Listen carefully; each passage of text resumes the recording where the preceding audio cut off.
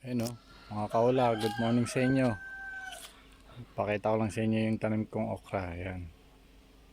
Tapos ito, may tanim akong pipino, yung palaya. Ayan. Ito yung dilawang bulaklak pipino yan. Yan ang bunga niya o. Laki na, tapos yung mga palaya. Ayan o.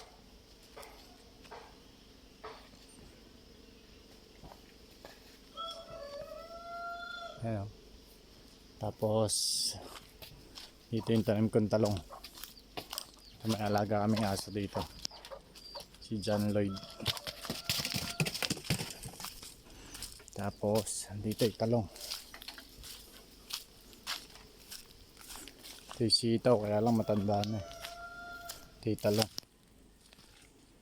Ano, kamatis.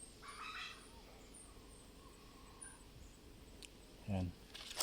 Ayan, pinya may bunga na. Ito yung sa bakod namin.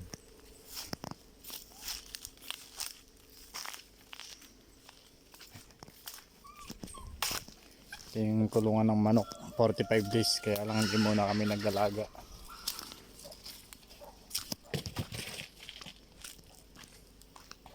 Ito yung bahay oh.